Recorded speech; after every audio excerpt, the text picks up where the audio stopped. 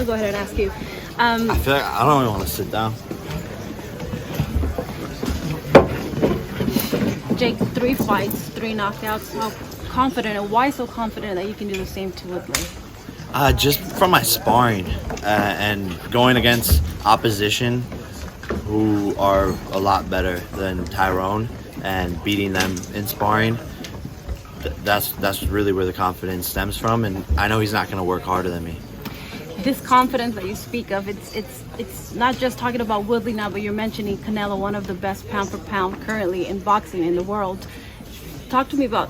Keep talking to me about this confidence. 3 years, what's going to change for you to be able to face Canelo? I think just more time under the lights and increasing my level of opposition until, you know, maybe the pinnacle being Canelo. He's had hours of experience in the ring, and I've had 7 minutes in 3 fights. So I needed harder opponents. That's why we chose Woodley. Hopefully he can bring me a good fight. I want more time under the lights. I said it in the presser. I haven't been hit in my 3 professional fights. There's been a headbutt. Someone grazed my neck, but I haven't been hit. Like, I don't even know what it's like to get hit necessarily with a 10-ounce glove on. Yeah. So hopefully Woodley can bring a fight and eventually get enough experience under my belt to fight Canelo. At least on paper, is he the toughest opponent yet? At least on paper. Woodley's the toughest opponent for sure, by far, and I'm excited for that. You know, hopefully it brings out the best in me. And like I said, people don't even know how I fight. People haven't even seen footage or know what I do. I haven't even gotten to warm up. I come alive in the 4th, 5th, 6th rounds in sparring, 7th round, 8th round. That's when I come alive. So people haven't even seen my style or seen how good I am yet. Coming into this, I was prepared to ask you what you thought or why you thought Woodley didn't want to take your bet, but now we have a new bet in the tattoo. Yeah. So, I mean, if he loses, when he loses, he's gonna have to get "I love Jake Paul" tattooed on him and post it on his Instagram feed. Well, will Woodley be your last MMA fighter? I don't think so. I think there's, you know, Nate Diaz. That conversation's been going on for a while. Maybe McGregor. At this point, you know, I don't even know what's gonna happen. You know, whatever opportunity presents itself. I'm not scared of fighting anybody. You're still considering? Made all the sense in the world after the hat.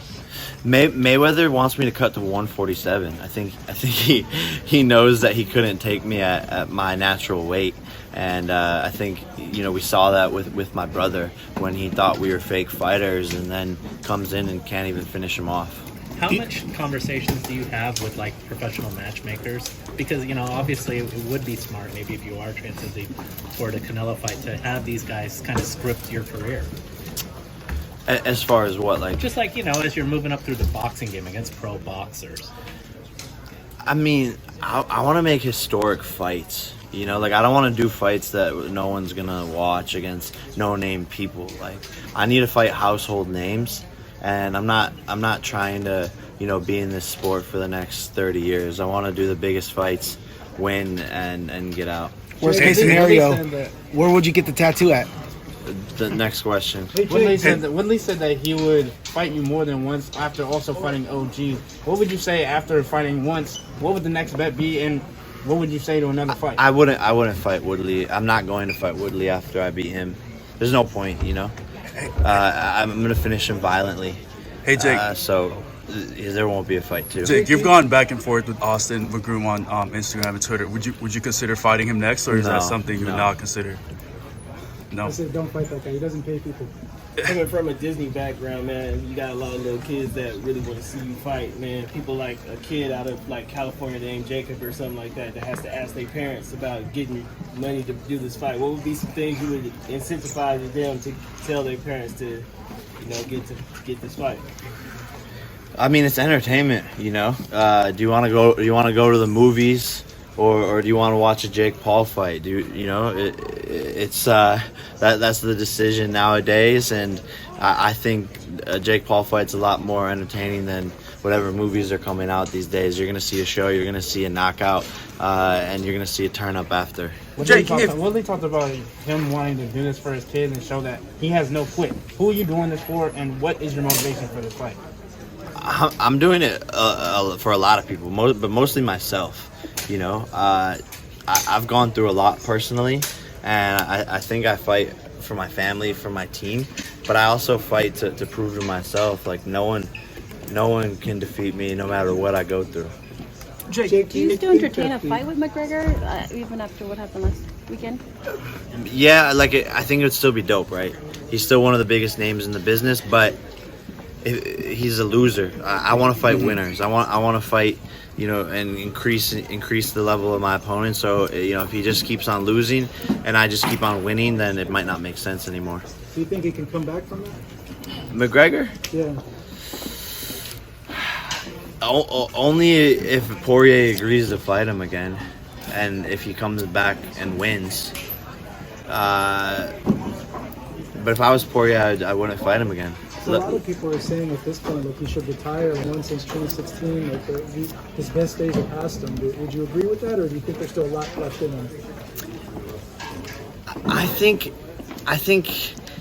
it depends how he feels, right? Like, we as the media or as other fighters can judge him, but it's really what's going on in his head. If he's just doing this to continue to, you know, promote his brands and promote himself and just get paydays, then he should retire. But if he genuinely thinks that he can come back and win, then who's to doubt him? You know, that's what these boxing movies are about. That's what Rocky is all about, is coming back and, you know, proving all the doubters wrong and doing the impossible. So, look, I'm not saying he's Rocky, but, like, that's what drives us fighters is the doubters and you know, really crafting that narrative and that story and proving everyone wrong. So, you know, it's really up to McGregor, but who knows? Jake, going back to the Ben Askren fight, if Jalen Love doesn't ask him, what do you know about these? This fight does not happen. Right? What do you tell Jalen? Hey, yeah, it all started in the locker room when I was wrapping my hands and Tyron Woodley was in Ben Askren's corner, and we just all started talking shit to him, and that's really how this fight came about, is us telling Tyron he don't know nothing about boxing.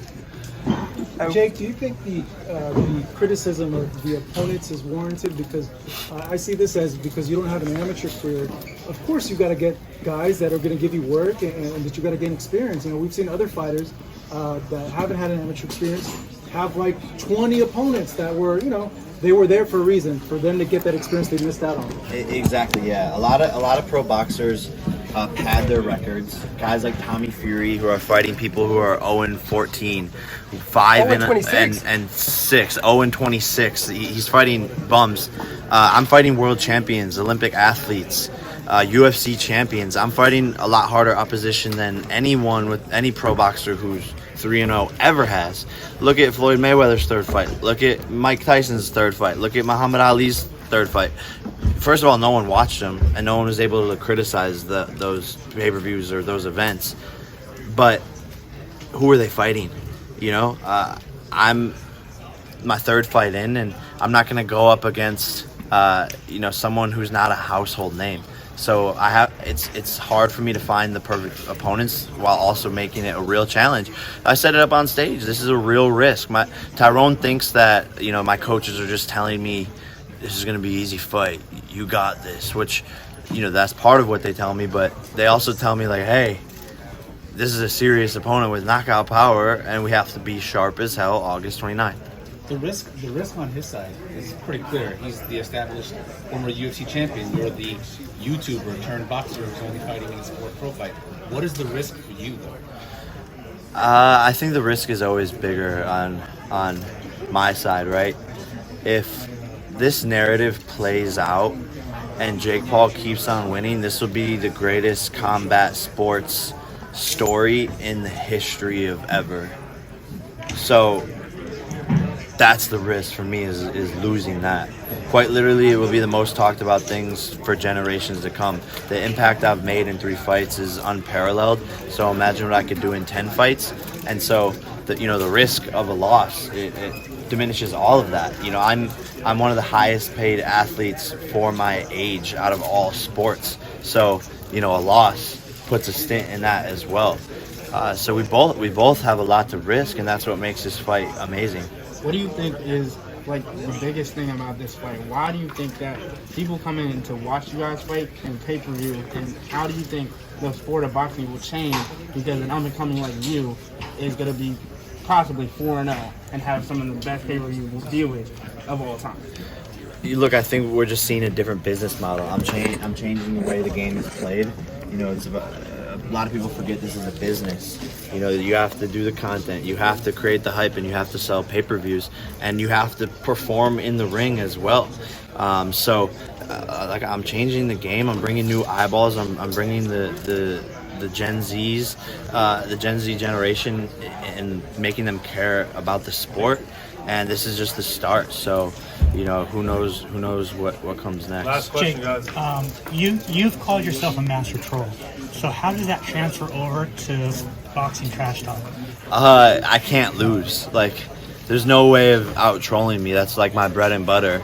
And if people engage with me, they're automatically losing. They can't beat me in my own game. But what I'm doing now is beating them in their own game, which is fighting. And so I'm mastering both, and that's why I'm one of the biggest pay-per-view draws after only 3 fights. How special is it that legendary fighters like Manny Pacquiao are saying that they're, you guys are doing good to the sport? I think your brother met Pacquiao yesterday. Yeah, I mean, it means the world.